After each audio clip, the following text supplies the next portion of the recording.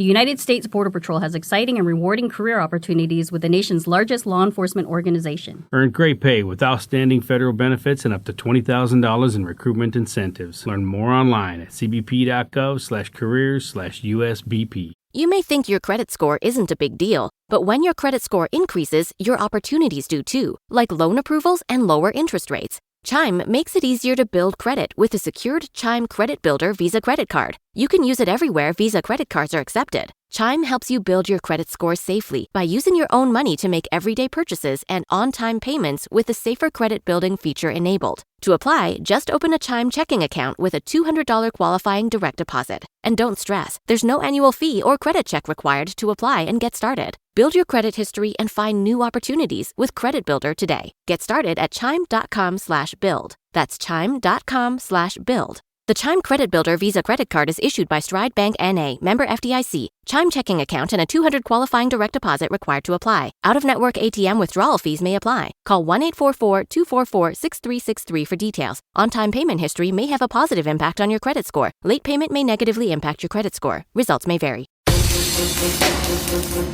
Welcome into The Verge, a show which covers the Baltimore Orioles minor leagues. The Verge is part of BSL Radio. Baltimore Sports and Life is dedicated to analysis and discussion on the Orioles, Baltimore Ravens, and the University of Maryland. The site has a team of writers providing coverage of those teams and houses live streaming content weekly. Join the conversations at the message board, like BSL on Facebook, and follow BSL on Twitter.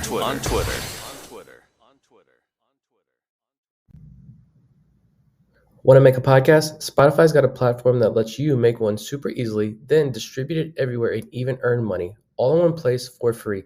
It's called Spotify for Podcasters, and here's how it works. Spotify for Podcasters lets you record and edit podcasts right from your phone or computer, so no matter what your setup is like, you can start creating today. Then you can distribute your podcast to Spotify and everywhere else podcasts are heard. Video podcasts are also available on Spotify. With Spotify for Podcasters, you can earn money in a variety of ways, including ads and podcast subscriptions. And best of all, it's totally free with no catch. Ever since we discovered Spotify for Podcasters, we feel like having options like video podcasts and Q&A lets us be more creative on another level. I highly recommend you give it a try. Download the Spotify for Podcasters app or go to www.spotify.com/podcasters to get started.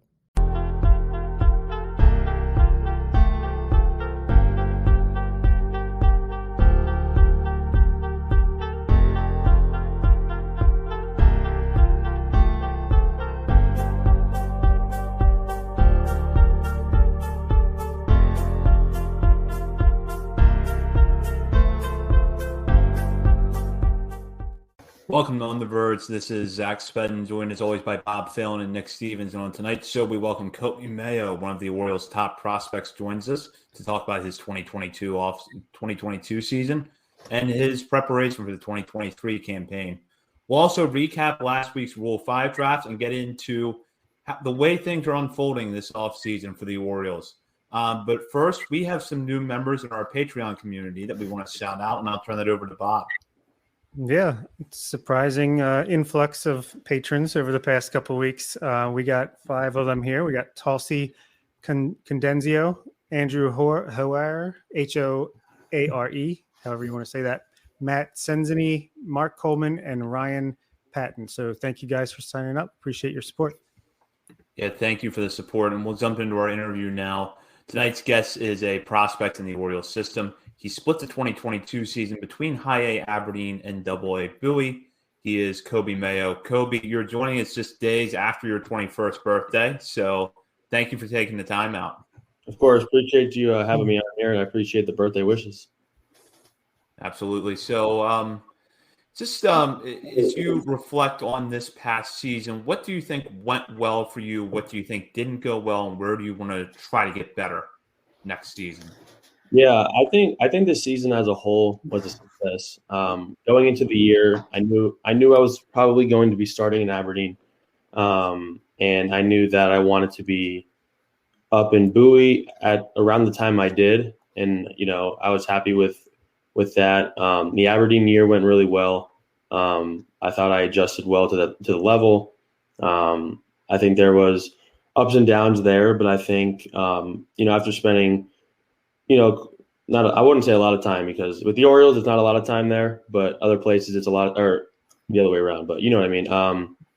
It was just, it's good to be there. And after, those first few months, I think June was a good month for me. Kind of got me ready. And I think everyone kind of knew I was ready for that next level. Seeing the ball better at the end of those months, recognizing pitching better, and just felt better as a whole. And then, some struggles throughout the season, you're gonna be exposed after that first year in Delmarva. Like, they know you hit well, they knew what you struggled with. And I did pretty well in Delmarva. But they're gonna expose you to everything, especially, guys who are 6'5", 225 pounds. They're gonna, they're not gonna throw them fastballs down the middle that often. And when they do, you have to, take advantage of it. But yeah, I think just some of the struggles with a little bit of chasing here and there. Of course, like, slider is one of the toughest pitches to hit in baseball. And, when guys are throwing upper 90s with, 2-3 good pitches to go along with it, it could lead to struggles. And I think that's a part of baseball. And I wouldn't say there was even like a lot of struggles throughout the year. I think it's just kind of baseball. You know what I mean? Like, it's hard. And, I was happy and grateful for the season that I had. I want to take that last little bit there, clip it, and just put it out there on social media like every other day. I feel like more people need a good reminder of that. But like, the more average fan will probably just look at the basic baseball card numbers, right? The basic stat line for last year, and maybe we're a little bit disappointed. But considering the specifically because of the expectations coming off this big 2021 season start to your career. But we've mentioned a lot on the show before that. And can you explain more about why the metrics tell a different story? And when you combine that with the park factors in Aberdeen, your 2022 suddenly looks really underrated. Right. Yeah, the analytics that go along with our real stats that, everyone sees in the public to what, the stats really should say. It's baseball. You're gonna hit into hard outs. You're gonna strike out on bad pitches. You're going to get some base hits that are, not hit very hard. But for me, it was kind of an unfortunate ride in Aberdeen. A lot of lineouts. The park didn't play well to hitters at all. You'd hit balls 107 out to left center, and you thought it was a home run, and it kind of just got stuck up in whatever was in Aberdeen. And a lot of lineouts, a lot of balls hit hard. Same goes for Connor Norby. Like, we were grinding through those months because kind of felt like at times nothing would fall. And I think I was being told that a little bit, like, hey, your stats say this, but I mean, these numbers are 75 points to 100 points higher on your OPS and on your average. So it was kind of good to hear that in a way, and especially like a lot of other things that go into it, like hard hit percentage, the barrels, just kind of everything that goes along with average and OPS and all that stuff. And I was doing very well with the barrels, and up in the leaderboard of the barrels and the hard hit percentage and just kind of everything. So you want to look at that average, and you kind of want to. People don't like to look at average nowadays, but it's kind of like, for players, you want it to be high. No one wants it to be low. So, but stats do lie at times, and you can run into some unfortunate luck. Yeah, and it's funny that anyone would be disappointed anyway, since you were 18% better than league average as a 20-year-old, when it's like mostly guys starting their first full season out of college ball. But going back to when you were drafted in 2020, could you give us some insight into the decision process and what it was like for you and your family as you decided whether you're going to go pro and join the Orioles or go through with your commitment to University of Florida? Right. Yeah, it was a really crazy time. I don't think, for me, it was normal. I never went through a draft process that didn't look like that before. So it was definitely weird having my senior year cut off, especially after, playing 8 high school games and having, 100 scouts there pretty much every game. So it was definitely weird being cut off from from season and just kind of sitting at home having these Zoom calls with teams and not really knowing what was going to happen because you finish out your senior year as a normal year and it kind of leads you up right into the draft.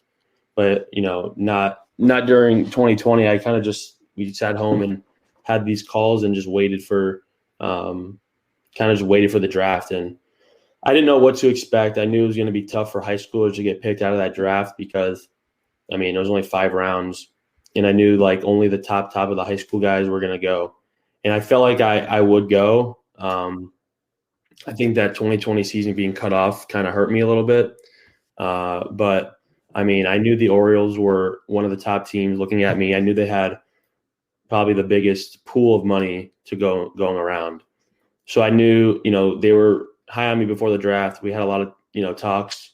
I didn't know what team it was going to be. And then, it ended up being the Orioles. And, just with everything going into it, with what they offered and how I could move up so quick in the system, and being 18 years old going into my first professional season, 19 because of COVID, but it was kind of an easy decision once all those numbers and all the, what we thought about it all fell into place, and it was a very, very easy decision. Yeah. And, this rebuild has really come along pretty fast. Just 2.5 years ago, you didn't have it as cemented as this is one of the best farm systems in baseball now for like 2 years. So it's still a little bit new to everybody. So what really stood out to you about the Orioles that, that they were offering? Were they talking up their analytics? Was it what you said with like getting able to move up the system pretty quickly? Yeah, I think just getting a chance from any team. It didn't matter what team. I think anybody can develop you into a very good player. And I didn't know how good the Orioles would be, and not in a bad way, but they did a great job, and they've done a great job with everybody in the system. I always said, like, I'm grateful for the Orioles because I don't know how other teams would have, what they would have thrown at me, how much better I would have gotten. If I went to college, how much better I would have gotten. But I was grateful for the Orioles going into instructs and learning a lot, and then just them, working with me day in and day out during spring training, helping me out. So yeah. You had your senior season cut off in 2020 by the pandemic, but then in 2021, you also had a knee injury while you were really just starting to get going in professional baseball.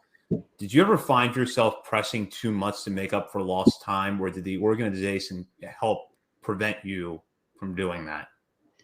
Yeah, I think it was good luck. Honestly, I think if we're being real, my first at bat of spring training, first game ever, and not a lot of people know like the details around it, but my first at bat, second swing of spring training ever, and just something freaky, and it does seem like it was good luck. I think it was meant for me to sit back for a little bit and watch and learn a little bit, be down in Sarasota, seeing guys coming in, rehabbing big leaguers. It was really cool. We had a lot of good people down there helping me out, and I think it was good luck. And I'm grateful for it to happen, like for that injury to happen, just so I can sit back. And I think everything happens for a reason. And I was grateful to go to Delmarva at the end of the season, and felt confident. Went up with all the 2021 guys, and it was awesome. That was a lot of fun. Moving up to the end of 2022 season, you're now in AA, and we often hear that jump from high to AA is arguably the toughest jump that a lot of guys make in minor league baseball. But what challenges stood out to you the most between those two levels? Yeah, high A was really good. I heard people saying high A was very similar to college baseball. The best top juniors in the country every day throwing. The arms we saw day in and day out in Aberdeen were really good. The Blue Claws were, every one of their guys were throwing 97 to 100. You had the Yankees organization, everybody was throwing 25-inch sliders that were unhittable. That high A. Those high A pitchers were really, really good. Rome was really, really good. All those teams were really good. And then going to Double A was tough because those guys are older, right? Those guys are. I went from facing 23, 24-year-olds every night to facing 28, 29-year-olds. And it was great, like being exposed a little bit. You're never going to walk into a new place and crush it right away. I think it takes a little bit of time to get your feet planted in the ground. And, you have to just put your head down and work. So the jump was pretty significant.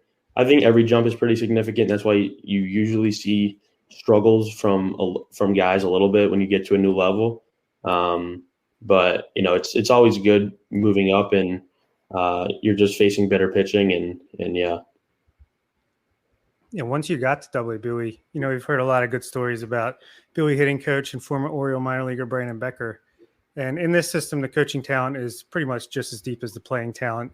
But Becker was playing pro ball with the Orioles as recently as 2019. Mm-hmm. Have you had the opportunity to work with him? And is his recent playing experience something that you and the others in the organization find helpful? Yeah, so Beck was actually the hitting coach in the FCL when I was there, when I was rehabbing a little bit.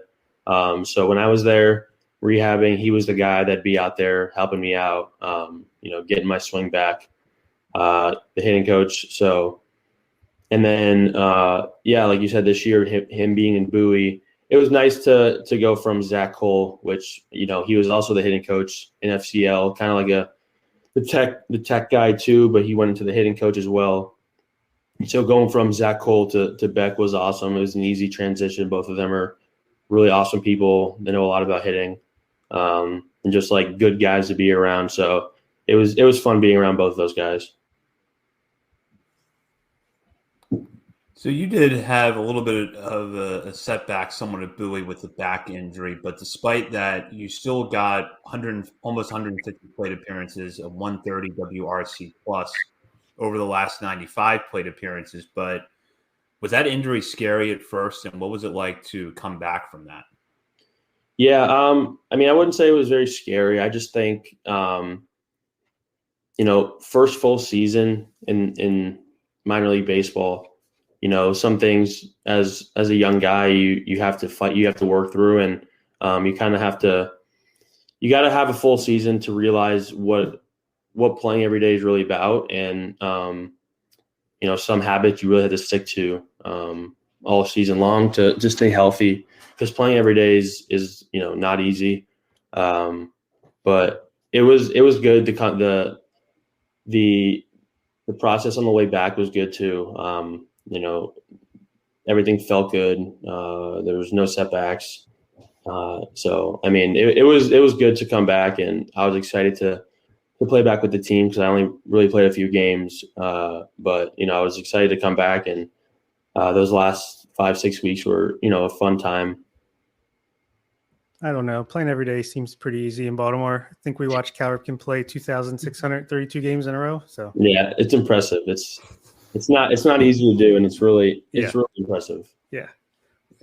Speaking of impressive, you got a lot of impressive teammates in this organization as well. How impressed are you by your teammates and the level of talent the Orioles have been able to accumulate in really just the past 2.5 years? Yeah, I think that's one of the reasons why there's so many guys that are getting better, because you're surrounded by talent 24/7. The Orioles, they force you to challenge yourself as much as you can. So when you're surrounded by guys who are challenging themselves, getting better, everyone around them is trying to get better as well. And I think that talent brings out the best out of everybody. And there are so many big jumps this year guys made during the season, from last season to this season. And it was cool to see, because it's easy just to feel good where you're at, and not kind of want to get better and not feel like you have to get that much better. But in the system, there's always somebody right under you that's, crawling their way up. So you have to, keep your foot on that pedal and keep working hard, because there's somebody who's going to take your spot tomorrow. Yeah, that's why you're, I've heard this from sources, and it's actually one of our patrons who you might have some familiarity with, but you've been working out with the Yankees' Anthony Rizzo in the past couple off seasons. What can you learn from a veteran major leaguer like that outside of the obvious training techniques? What are you picking his brain about? It's good just to be around him, and he kind of picks my brain a little bit. He wants to get answers out of me. He wants he wants me to talk about my season, where the struggles were, where the success was coming from, and it kind of brings out the right answers in me, because he kind of forces those answers out by just talking about the season and like you said, playing every day and dealing with everything surrounding you during the season, just how to handle all those situations, and then obviously just working out with him is awesome, and hitting with him the last 2 off seasons has been cool. So yeah, I mean, like you said, he's possibly a future Hall of Famer, World Series champion, one of the greats. So it's really been an honor to be with him. And even though he's a Yankee, he does seem like he's a pretty good dude. Even just watching him on TV, seems like he's having a good time out there. There's no one better to be around, honestly. Like, he's the best. This is a really deep system. You just talked about that level of competition and how it can drive you to be better. And that also comes into play on defense. There's a lot of infielders in this system. We have seen your arm. We know that it's good enough for third base. So what we want to know from you is, do you absolutely see yourself as a third baseman and, sticking there long term? And as a follow-up to that, we've had Tim DeJohn on this show before, and we're curious what he's like to work with on defense. Yeah, I mean, I play third. I see myself being a third baseman, down the road. There's a lot of talent in the system, and I work really hard during the season and the off season. I'm getting better my game as a whole. So, if the next 10 years is third base, then great. If it's not third base, then I want to really help my team win no matter where I'm at. So, I mean, if I get a call up to the big leagues and I'm at third or I'm at first, I'm in the outfield, it doesn't really matter to me. Sticking at third would be great because I played it my whole life. But if it's not, like, it's 100% fine. Like, it's not a big deal. And then, yeah, Tim, DJ, he's an awesome guy to work with. He's such a player coach. And he's so hardworking and has a love and passion for the game as a whole, but especially he wants all his guys to get better.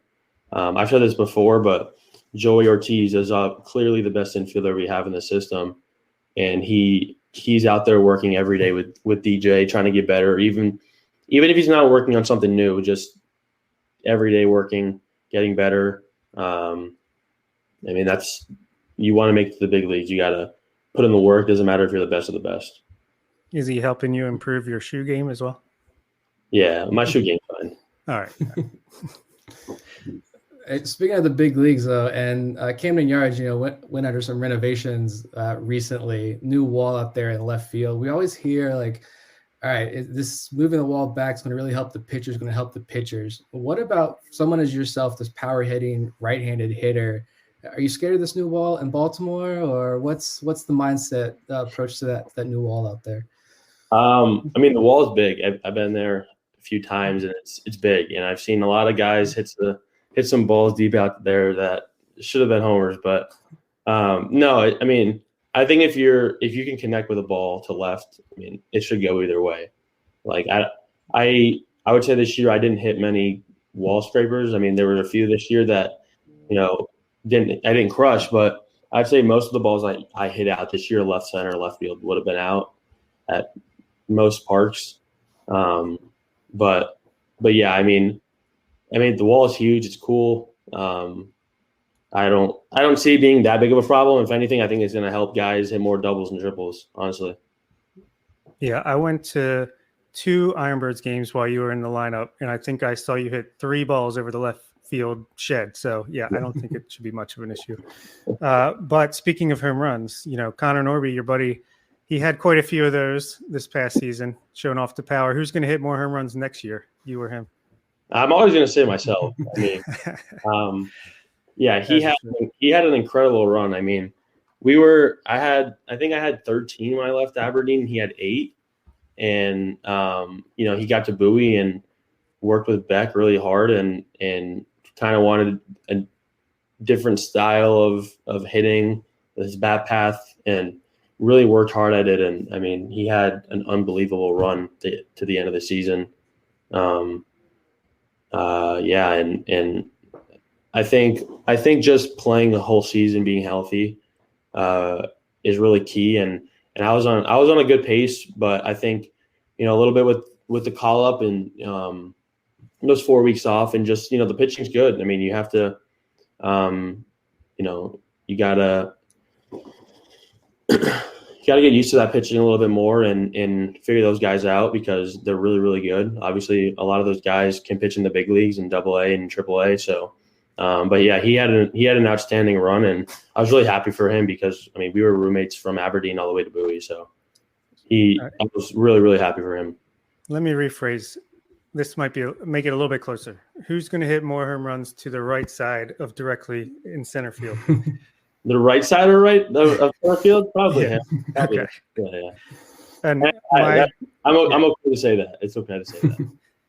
And my last question is, I think we heard Gunnar Henderson called his shot coming into this year, where he said, "I'm going to make my major league debut by the end of the season." Are you going to say that for next year? Yeah, I mean, that's my goal. I think we've been on similar. We've been in similar footsteps, and where kind of we've ended up at the end of the season. I want to follow those footsteps. I mean, why not follow those footsteps of a guy who's, in the big leagues right now at 21 years old? I think it's very doable, and I'm putting in a lot of work, and I'm trying to get into the best shape I can, and come into the season and, make a point for it. All right. We'll certainly be pulling for you. And what kind of work are you putting in this offseason? Where do you want to get better next year? Yeah, right now in the weight room, I'm trying to get strong. Build the foundation when I'm young, get as strong as I can right now, because, in 5, 6, 7 years, I still want to have that foundation from when I was 21 years old of just being strong all around, just feeling strong on the field, off the field. It's just I think if you're strong in your muscles, or if you're healthy, it makes it easier to play 150 games or in the minor league season. So and then on the field, it's just putting in the work with everything, hitting, defense, getting a little quicker, just everything. You want to make your game better all the time, even if you're the best at what you're doing at that moment. You still want to get better every day. I'm going to end this with a nice, easy, non-baseball, softball type question. I know you're a Dolphins fan. Is Tua the man to lead the Miami Dolphins back to the Super Bowl? Yes, I do believe. I think it's a combination of everybody. I think everyone surrounding him has been good, and I think he's been really good this year. He's had last few games have been, a little rough, but I think there's going to be bad games here and there. But I'm confident in the team. any conversion of playing in Baltimore, all the Ravens fans? Do you like the Ravens? Are you warming up to them, or is it Dolphins? I don't have a problem with the Ravens. I mean, if the Dolphins are playing the Ravens, of course I want the Dolphins to win. But I don't have a problem with the Ravens. I mean, Lamar Jackson went to middle school with my brother, so nice. Yeah, they played football together, and I don't have a problem with Lamar. Hopefully, they give him a contract. But yeah, and that was I'm sure that was a fun game for you when they played each other a couple months ago. Yeah, it was the last game of the season in Akron, and I missed everything that happened. I was kind of disappointed. Well, as a Ravens fan, I can tell you that was not a fun memory, but the Dolphins earned it that day. So it's been a crazy year for the Ravens and Dolphins. So yeah, for sure. Maybe they'll meet again in playoffs. That'd be great. Well, Coby, thank you so much for joining us tonight, and best of luck with the rest of the offseason and the 2023 season. Appreciate it very much. Thanks for having me on, guys. Yeah, no Thank problem. you. Thanks. That was Coby Mayo, Orioles prospect. Good to hear from him firsthand, a guy that we've really been following closely over the last 2 years. We know that he's got a lot of talent. We feel like he could probably kick into another gear in 2023. Yeah, I don't think people like truly understand. I don't know if I truly understand like what a full healthy season, especially playing most of that year in Bowie next season, is going to do to those offensive numbers in his game. I mean, you just hear more and more reports, and it's not just from the Orioles. I mean, it's outside resources. It's national evaluators themselves saying like the ceiling is extremely high on this guy. And I mean, just hearing him talk during that interview, like I would not think he just turned 21 2 days ago. I mean, he's very mature. That's very clear, and I'm excited. I'm beyond excited to see what he can do with a full healthy season next year in 2023. Yeah, I truly believe he's about to put up a monster year. I think it's very underreported that, I mean, he literally just turned 21 like a couple days ago. So, and he's already got 150 plate appearances in AA. He's going to go in next year knowing exactly what he's about to face.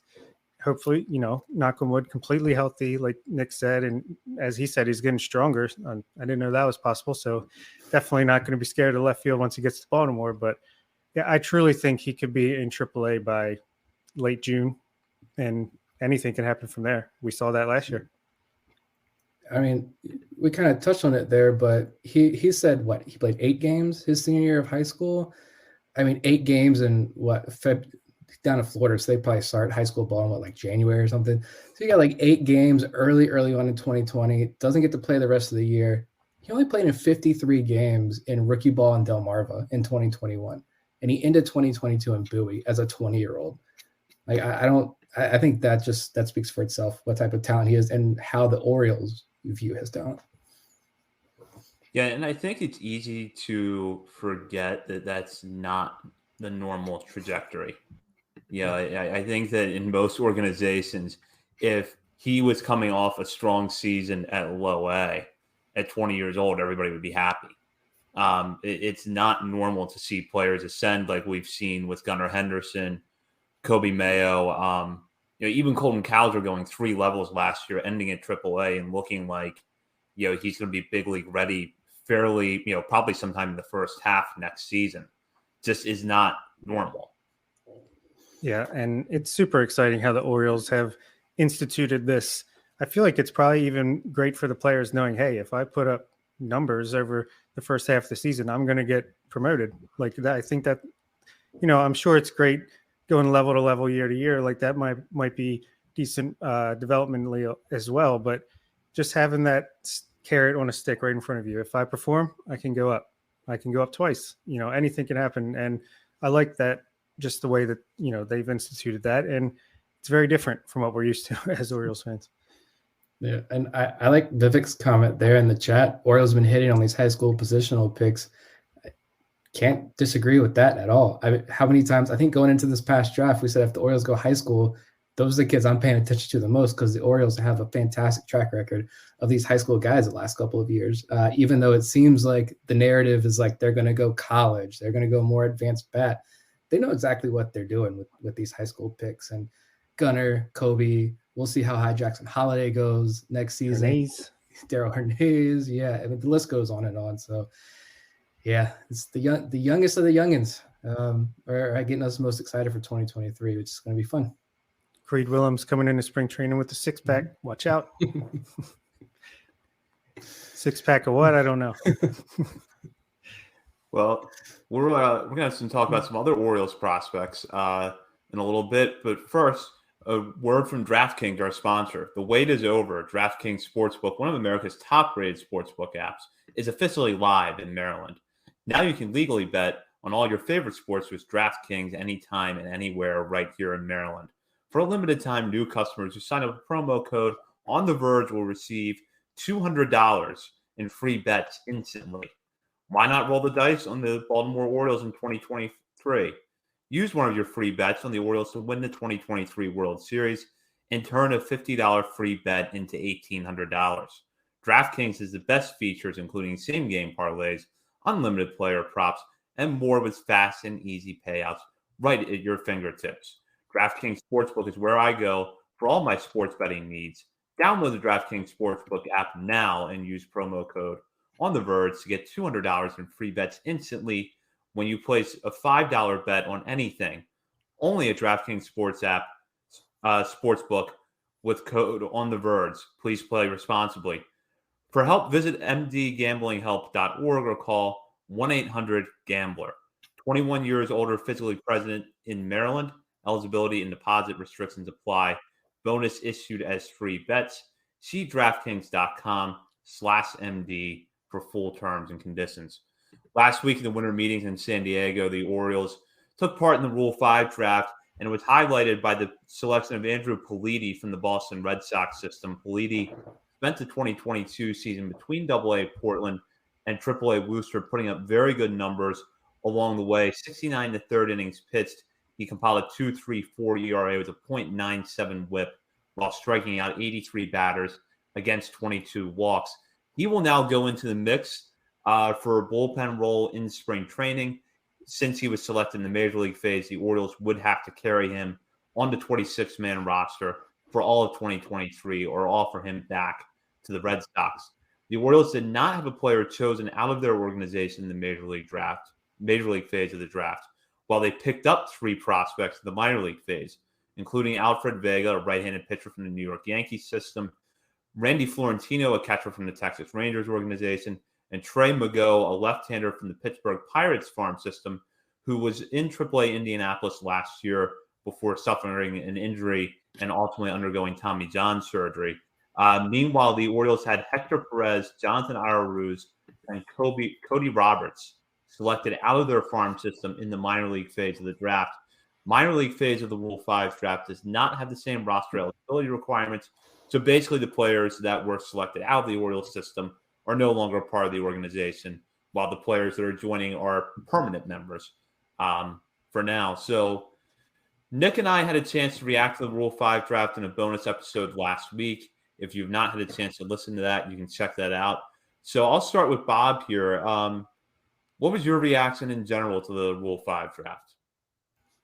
Well, first of all, when you said the Orioles participated and then you had the winter meetings in the same sentence, I was raising my eyebrow, but you said the Rule 5 draft, so that makes sense. No, I'm sure we'll get more to that in a little bit, but I mean, it's not surprising. I mean, maybe the specific name of the player they took is, not someone I would have predicted, but it's not surprising they took a pitcher in the Rule 5 draft, and he seems like a pretty good arm. Good strikeout to walk numbers, can go multiple innings. I think that's going to help him be able to potentially stick all year round. Orioles have a good bullpen, though, and it's pretty deep as far as just who they're bringing back, starting pitchers in the majors and minors who might be shifting to that role. So unless we, and I would almost bet that we do, unless we see like another Cole Saucer and Tanner Scott trade coming up before spring or during spring, then it's going to be tough, but I think he has a chance to stick. So first, can we get a prediction? Who are the 2 relievers that are going to be traded for a few minor leaguers? I think I predicted it's going to be Keegan Aiken and Joey Crable shipped together, probably Colorado for 5 of their best 20 prospects. I like that one. I don't know. There's no way the good Keegan Aiken we saw last year is going to stick around. I feel like after the last couple of years, what we saw from him, but yeah, Aiken would be one. And I still don't know. And I wanted to look into these guys a little bit more, but someone overperformed. The Orioles are looking at these guys and saying, one of these guys, Brian Baker, Cionel Perez, someone who had a big year last year, definitely overperformed. And I imagine they're getting shopped. Who is it? I don't know, but we'll see. I'm sure there's going to be a trade with the relievers. There's got to be. Yeah, I think I predicted that Aiken was going to be dealt earlier in the offseason, so I'll probably stick with that. And I think it would be Perez. If you're looking at someone who probably overperformed a little bit that might have some value in the market, I would go with him. I'll just throw this out there, going back to the Rule 5 draft with Politi. Do you think right now there would be an opening for him to make the roster if there's not a move out of the bullpen? And I'll go with Nick on that one first. I think it would be really, really tough, to be honest. I mean, that's also considering, my scenario playing out here where Tyler Wells goes back to the bullpen. And as of right now, where the pitching staff stands, I imagine you're probably going to need Tyler Wells in that rotation. So I don't know. I mean, you look at some of these guys, can he do enough to force the Orioles to keep him in the major leagues? I think now they have to keep him in the majors or expose him to waivers, right? I think he used up all his options. But I just think it's this bullpen, like we mentioned on our recap show, the bullpen is the strength of this team last year. It was really dominant. There's a lot of really young arms in there. And there's a few other guys like Yanier Cano, Michael Baumann, some of these other younger prospects who have a chance to really perform. So he's going to have to outperform them as well. Tough hill to climb for him to make the roster next year. Yeah, like I said, I think there's a chance he sticks, but I do think it's going to depend on a lot of factors, most notably his own performance. But hey, Nick Vespi is probably going to get that shot if the trades that Nick just predicted come true with the two lefties shipping out. Cianel Perez and Keegan Aiken. Nick Vespi can slide right in there. But I think Pelotti will start. I don't know how to pronounce it. Pelotti. I think he'll start the year in the bullpen at the major league level. I would predict he gets returned before the end of the season, but hopefully he proves me wrong. I feel like right now, there's some redundancy with the bullpen, and what I think that this could come down to is does Joey Crable's second half make the Orioles believe that that's a guy that's due for regressing? And at that rate, Politi probably does slide into that role pretty nicely, where he's going to be able to come into a game in the fifth or sixth inning and give you more than 3 outs. That's going to be his role. He's not going to go in there and take innings from Dylan Tate or Felix Bautista or, if the way he pitched over the last month of the season is any indication, Brian Baker. But I do think there's a role for Politi, provided that he looks good in camp, and that maybe the Orioles look at him and Joey Crable and feel like there's a little bit more upside with Politi, and that leaves an opening for him. I am going to turn our attention over to the minor league phase of the Rule 5 draft because, as Nick and I predicted last week, we have kind of learned a little bit more about the players that have come over. And one of them in particular that we're intrigued by, I think, is Alfred Vega, who was selected out of the Yankees system. Now, Vega, except for one start at Tampa in 2021, has yet to pitch above a short season league. He was set back by an injury last year. However, he's just about to turn 22 years old, 139 innings professionally, 139 and a third innings professionally since he signed with the Yankees back in 2017. And in 15 and 2/3 frames in the Florida Complex League last year, he was very good. 22 strikeouts against just 4 walks, a 1.15 ERA, and a 1.97 FIP. Baseball America has written up positively about Vega. So, Nick, looking at what Baseball America had to say about him and kind of our own sort of initial dive into his numbers and his track record, what are your thoughts on Vega? I believe I said in that show that give it another week or so and we're going to read something. We're going to get a quote from somebody that made Alfred Vega stand out as the prize of the minor league phase of this Rule 5 draft. And Baseball America did that. They kind of went into more detail about his repertoire, though. What they say here: sweepy slider, 2-plane curveball, mid-80s changeup, flat plane fastball, but it touched 96 miles per hour with ride and run last year. Pairs it primarily with his curveball. And I mean, this wasn't a ranked list. Baseball America's article for anyone who isn't subscribed. It was just 10 names from the minor league portion of the Rule 5 draft who have high ceilings, but Vega's name was the first one there on that list. So I knew that was going to happen. We were going to get something. I feel like a lot of people are just going to look at that. Oh, he was 21, 22, pitching the FCL. What's he really got? A lot of injuries. And so this is why I love the minor league portion of this draft so much, because if you have a good team of scouts and good analysts who can identify these hidden gems, you can bring in some real upside in the minor league phase. And Vega seems to be that guy in this year's class.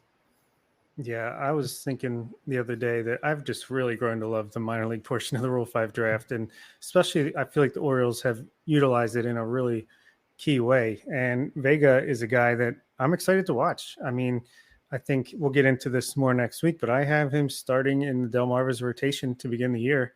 And he's right up there with the Moises Chases and all those exciting arms as far as who I want to see. And I think he has a chance to really break out.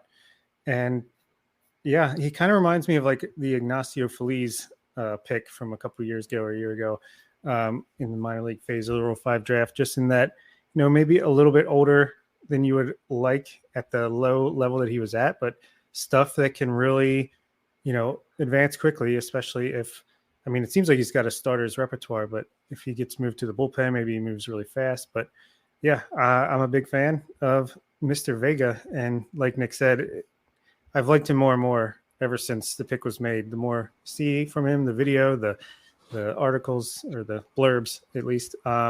Yeah, big fan. Trey Mago mentioned earlier he was pitching for AAA Indianapolis last year. He was actually ranked 59th in the Pirates farm system by Fangraphs. And the Pirates have one of the deepest farm systems in the game. So that does say something. And he looks like he could possibly be an option for the big league pitching staff at some point. Unfortunately, he suffered the injury in May of last year, ended up undergoing Tommy John surgery. One pretty significant update since last week is that we now know that Mago has started throwing. He posted something on his Instagram today, which we shared over at Twitter. If we see him at all in 2023, it's probably going to be late in the year. But Nick will kind of rehash what we talked about last week. This is a guy that could make things interesting when he's back on the mound. So I went back and watched a couple of his outings to put together a little highlight video there, just something to do when I should have been working. But it's another story. But we drafted Kevin Smith when they took Trey Mago. Like, they drafted Kevin Smith's clone. And I'm going to say Kevin Smith 2 years ago, Kevin Smith, not the most recent version of Kevin Smith that we have. But they look exactly the same out there on the mound, except Mago, I think, has more fastball velo. And I think his stuff looked better. But that same, like, Bowie version of Kevin Smith, where he just seemed like so smooth and fluid and in control of like every at bat, that's what Mago looked like, except he's got this fastball that I think the radar gun in the outing I saw, it was like an early season cold one. So everybody's in rain jackets and big puffy vests. And it's like, he's throwing 91, 92 still, but he's making it look like 99 up and away to righties. I mean, that's what the fastball was doing. The changeup, just beautiful.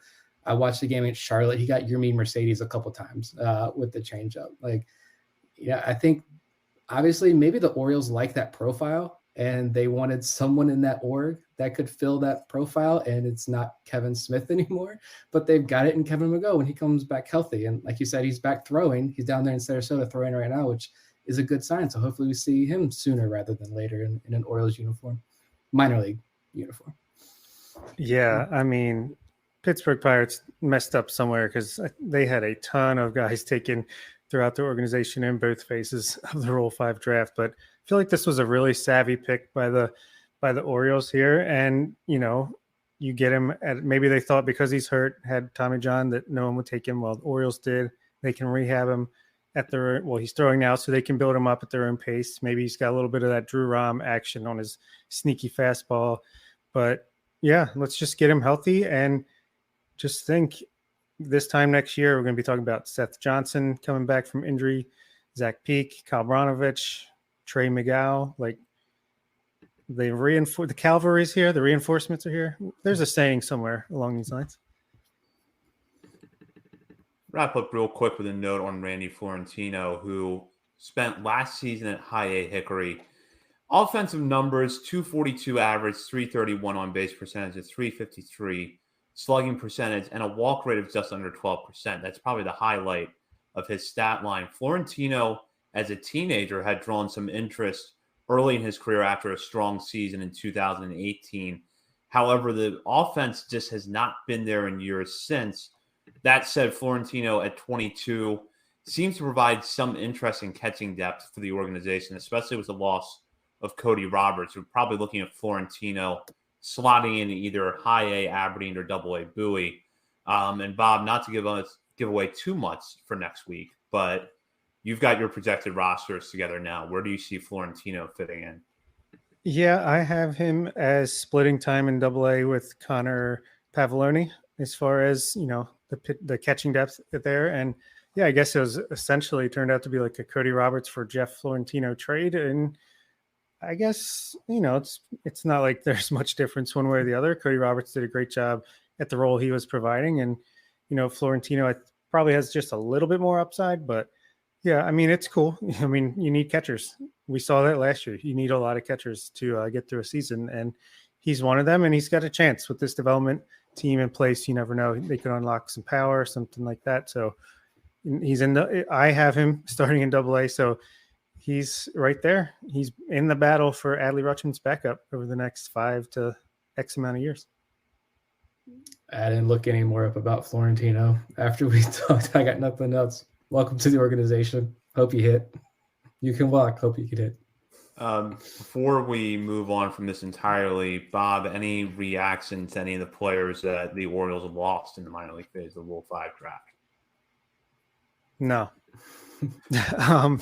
To expound further, no, just because, I mean, like you guys said, Jonathan Arouse was still a part of the Orioles. Okay, sure, bye. Cody Roberts, yeah, I mean, it stinks just because he's been around and he's had some moments, a walk-off hit, is that correct, at some point with Bowie? And Hector Perez, I mean, he was a guy, he's like 26, and, he was an interesting arm. There was definitely something that the Orioles saw there, but, I mean, he's 26 in double A, so it's not like, you lost Easton Lucas or something like that. So, no, I was surprised because, there were some guys available out of the Orioles organization that I thought might have or should have been taken at some point, but they weren't. So, hey, we'll keep them here and nothing wrong with that. So we'll move on now and talk about what has had Orioles Twitter in full-on meltdown for about a week now. And that was, I guess you could describe it as the lack of activity after the Kyle Gibson signing, combined with some comments that Mike Elias made while we were at the winter meetings. And I'm going to pull up part of what set this off. And just to give some background, Mike Elias last year, after the trade had used the phrase, after the trade deadline had used the phrase liftoff to describe the Orioles' plans going forward. Then last week, he sort of seemed to tamp down expectations that the Orioles were going to make significant investments in free agency this offseason. And I'm quoting here from an article at the Baltimore Sun written by Nathan Ruiz, but this was printed elsewhere as well. Elias said, quote, "This isn't something where we're going to flip a light switch and get to our max capacity again. I think there were years here recently where the team was over its means, and when I came in, we were still kind of feeling that from years prior. But that's in the past now. We're in a good spot, much better spot. I'm extremely confident that we're going to take the plan to its logical end course, which involves continually increasing the payroll, and it's going to start this year." Now, you read that, and it doesn't mean that the Orioles are finished this offseason, but you can also parse from that they're probably not going to spend, what the Padres spent for Xander Bogaerts or what the Phillies spent for Trey Turner or maybe even what the Cubs spent on Jameson Taillon. Bob, you have summarized the current state of things with a good term. So I'll just let you jump in with that and then just kind of give your reaction to where the offseason might be going from here. You see this? It's my season tickets. They're done. Canceled. No. Yeah, every time a pitcher or a player is signed, it seems like, oh, here we go. Meltdown. Another meltdown.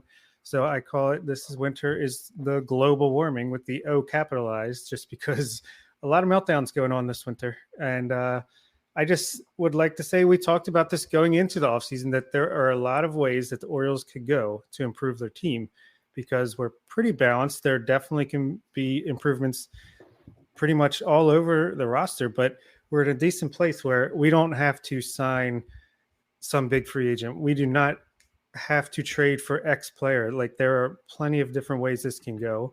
So I think Elias and company are just letting it play out. I'm sure they have a plan. I doubt they're panicking that their plan is falling to shambles right now. I mean, this is just a guess. I don't know anything, but I'm at least willing to see how the whole entire offseason plays out. There's still 2 months until spring training starts.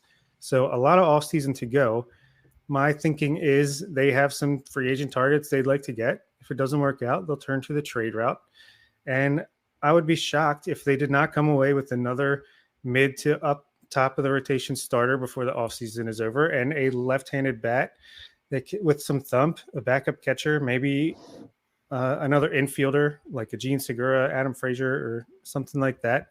Yeah, if this is what the team looks like coming into spring training, they don't make any more moves, stuff like that, then yeah, I can certainly see being frustrated, especially just, this seemed like a way to add to the team to go towards contention. But lift off, I mean, this is essentially his backtrack, quote unquote, is what I thought he meant in the first place. I mean, maybe he should have said the plane has left the off ramp and we are moving up now. But lift off sounded better. And yeah, I don't know. I understand the frustration. I just wish people would be a little more patient, but it's sports and sports fandom, and patience is not part of that usually. I don't even know really how to summarize all of this. It's a lot. Most days I'm sitting up here like wishing Twitter would just combust, especially after a big pitcher is signing free agency. Like, I get it though. I mean, you've got years of bad baseball, terrible baseball, just inactivity in so many areas of the game. So like, I think a lot of reactions are 100% warranted, and I 100% understand it, but it's also just annoying to see a lot of these upgrades go off the board, and many for kind of reasonable prices. Although, I don't know how you guys feel, but looking at some of these, pitchers specifically, I think that's the big thing is pitching. People want this pitching staff, the starting rotation solidified a lot better, because there's no like proven veteran outside of Kyle Gibson. It's John Means, and he's not going to be back for half the season at least. But, other than like the Chris Bassett signing today, I think was the one that got a lot of people. Even some of the people who are much more patient, much more understanding, I think the Chris Bassett is kind of starting to set some more of those people, maybe even some of us included, over the edge a little bit more. You're like, why couldn't the Orioles do that? But at the same time, like, I agree with Bob. It's December 12th right now. There's still a lot of time to make moves. There's still free agents out there. I know he's not Jacob deGrom or Carlos Rodon, who is still out there, but Nathan Eovaldi is still out there. That's someone who I liked as an option at the beginning of this offseason. I think there are a few other guys who, actually outside of Eovaldi and Rodon, like, who else really is there that would make this rotation better? I don't really know. That's not really helping my point here, but like, there's bats. There's plenty of bats to help this lineup. There's still pitching available. And when it comes to free agents, maybe I'm naive and don't understand. I'm not in this business, so I don't know. But like, I feel like just throwing the most amount of money at a guy isn't going to 100% do the job. Like, yeah, that's the biggest portion of this. You want to set yourself up for life. But at the same time, like, these guys have their own personal goals, their own personal situations, their own family to consider. I'm not sitting here at a table with an offer for $150 million in front of me, so I can't say for sure, but I would like to think if I'm in that situation, my family comes first and their needs come first as well. So like, we don't know all the behind the scenes. What are the Orioles offering? These guys, do they even want to come to Baltimore? I don't have a bad thing to say about Baltimore, but do they even want to play in Baltimore? It could just be a personal preference that they don't want to. Like, we don't know. And I just think a lot of the targeted anger at Elias is kind of unwarranted at this point, because again, we don't know, is he being hamstrung by ownership? Like, is that the bigger issue here? Like, I don't know. I'm a Cowboys fan. I got to deal with inept ownership my entire life in sports. Let's not lose sight of the fact that 1 week ago we were sitting here on this show celebrating the fact that Kyle Gibson turned down an identical offer from Toronto to sign with the Orioles. That's something to think about. Yeah, like, that's going to take time. I feel like the Orioles are the new kids on the block again here in terms of like going out in the free agency market. And so we heard Jordan Lyles talk to Gibson, explain what's going on behind the scenes here in Baltimore. he really, spoke up this organization. He was the guy who went out and vouched for this team, and it landed a guy like Gibson. And I know that's not going to make this team a World Series competitor, but more of those conversations are going to take place. And also, like, I feel like some of these free agents, do they want to play for, the Orioles are fun and exciting. You see all the talent coming up, but are they going to be able to win the World Series next year? Would they want to go to a more proven, steady organization right now? Like, I don't know. Another year, more conversations. Baseball is a small world. The word's going to get out. Maybe next year we start to see, a lot more of these bigger free agent signings, guys wanting to come here. But I just can't find it myself to get as outraged as what we've seen. Yeah, I mean, there's some deals that are out there that I would have matched or exceeded, like the Cody Senga contract with the Mets. That seemed like a pretty good deal, but at the same time, he reportedly wanted to go to a big market team. And could you blame him to want to go to the Mets over the Orioles right now? And Chris Bassett, we outbid them or not outbid them, but we won Kyle Gibson over them. Well, maybe we had an identical or better offer to Chris Bassett, and he'd rather sign with the upcoming team that has, been to the playoffs or been right in contention the past 2 years rather than the last one. I mean, we don't know, the specifics behind the scenes. Maybe we have good offers, maybe we don't, but, until there's someone that signs on a dotted line I just want Carlos Rodon to sign with the Orioles, not even just because he's an awesome pitcher and would start opening day, but just to prove, like, all right, they are willing to sign someone for more than a year and for big money. But I don't know. It's frustrating as a person who reads a lot of Twitter, but at the end of the day, let's wait and see what happens, and then we can evaluate from there. Yeah, and I would say too that you got to look at this more on a case by case basis, because I feel like we've sort of gotten into a mode when any pitcher goes off the board, it's a strike against the Orioles. And I'll give a good example. I really was not in the camp that the Orioles signed Sean Manaea. That was not a pitcher that I was particularly high on, and so when I saw the news this morning that he had signed with the Giants, I kind of thought, okay, we can stop talking about that now, because I wasn't that high on him. I was coming around with Jameson Taillon, but I would not have given him the contract that the Cubs gave him, because he's had Tommy John surgery twice. And the track record for pitchers that have had Tommy John twice, this isn't great. I would have done Chris Bassett's contract. I would have done Andrew Haney's deal with the Rangers. I would have done Cody Senga's deal. So look at it on a case-by-case basis. And the other thing I would say, too, is that the trade market still has not really picked up this offseason. That's going to come because the free agent market has moved at such an accelerated pace over the last week that teams are now going to have a surplus, or teams that maybe have been holding back a little bit on dealing some of their players now are going to start putting them out there because the pitching market has dried up quickly. So if you're the Marlins or the Brewers, who I'm not certain are selling, but seem to exist in kind of a gray area right now, at least, if you're a team with pitching depth looking to make a trade, you're going to start coming out in the next week or two. If we're having this discussion in February and Kyle Gibson is the only move the Orioles made, and they sign a backup catcher that's basically equivalent to Robinson Chirinos, I'm not going to be happy with that offseason, but I'm also not going to sit here on December 12th and declare the offseason a failure over things that have happened in the last 5 days. Yeah, it's a good point. And I don't know. I mean, it's weird that we even had expectations that we were going to be big players in free agency and in trades this offseason, but I still think we can. I mean, would we be upset if we signed, I don't know, let's see, this guy has a dental office, great screen name, Noah Syndergaard and Brandon Drury. I mean, not my choice, but I mean, there are still moves to be made. I feel like we got Kyle Gibson. That was an upgrade over Jordan Lyles. Now, if and when we get another starter, there are a lot of options as far as the pitchers in the starting rotation for the Baltimore Orioles now suddenly. So the second pitcher has to be a definite improvement, mid to upper rotation starter. So a guy like Syndergaard doesn't really interest me as much now. Yeah, I would have taken him instead of Gibson potentially, but I want to get either Carlos Rodon, Nathan Eovaldi, or trade for one of these upper tier pitchers at this point. I know everybody wants to trade for Pablo Lopez for like the last 2 months. I don't know why we fixated on this one particular pitcher from the Marlins, but like you hear a lot of talk about how the Marlins are so pitcher heavy. Going back to Zach's point, let the free agency period play out a little bit more. Let more of these guys get off the board. Some of these guys, I'm even talking about the players that Orioles aren't going to be in on. Let these teams fill out their rosters, and maybe a team like Miami realizes like, oh crap, we didn't get our bats that we wanted. We need the bats. We're getting closer to spring training. Maybe they get a little bit more desperate.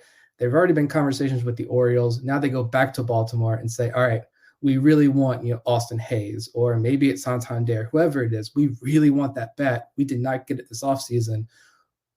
Let's make the deal, right? And the Orioles are able to land pitching that way. That could still happen too. Like, I just don't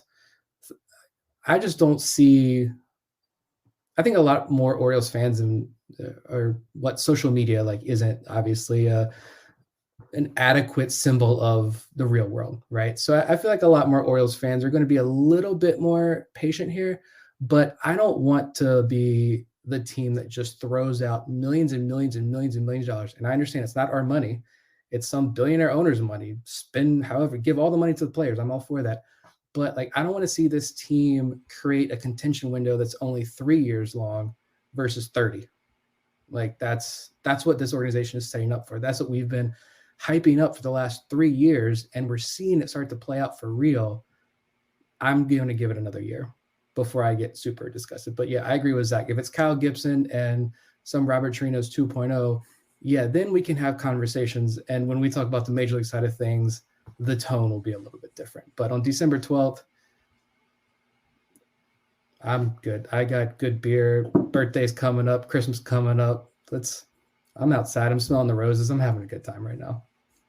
And next offseason, Blake Snell, Aaron Nola, there's good pitchers out there available next year as well. And I did love the comment that Elias made in an interview where, when you sign a long deal with a starting pitcher or a pitcher, the best value of that deal is going to be the first year. So, maybe they just think it's more prudent to wait till next year to sign Aaron Nola after we've, made some more progress and they really want to cash in. I mean, I'll take Carlos Rodon right now, but it's not my money and I don't care how much they spend on him, but maybe just the team thinks, okay, here's what we'll do for now.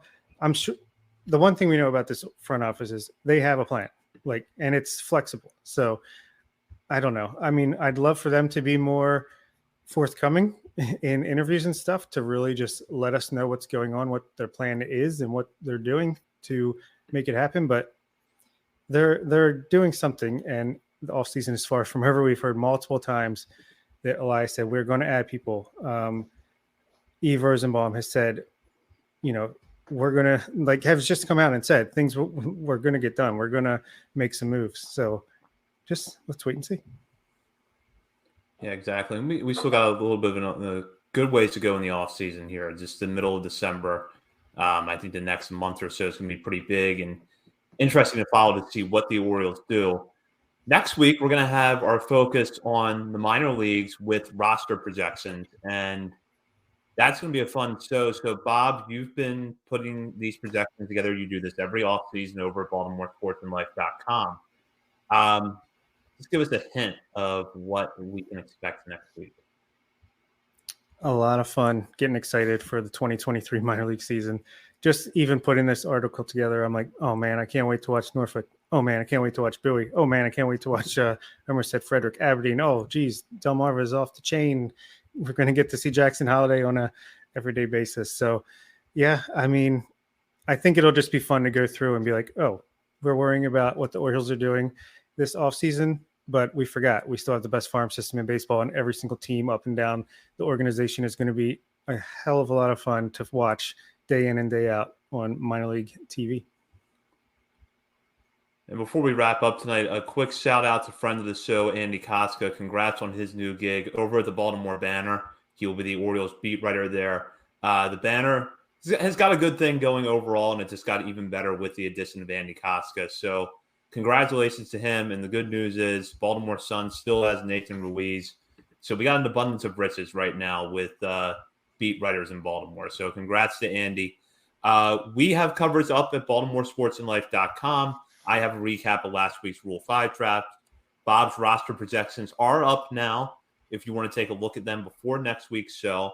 But we'll get into full discussion about that next week. And while you're over at BSL, hop on the message board and join in discussion with fellow readers of the site as well as contributors for all things Orioles, Ravens, college sports, and more. And follow us on Twitter at BSL on the Verge for updates throughout the week. For Bob Phelan and Nick Stevens, thank you to our guest Coby Mayo for appearing tonight. This is Zach Spedden you've been listening to On the Verge. That'll do it for this week's episode of On the Verge. Be sure to check out our Patreon page where you can help show your support for the show and get bonus content, including monthly top 50 updates to our prospect list and daily game recaps during the season, and much, much more.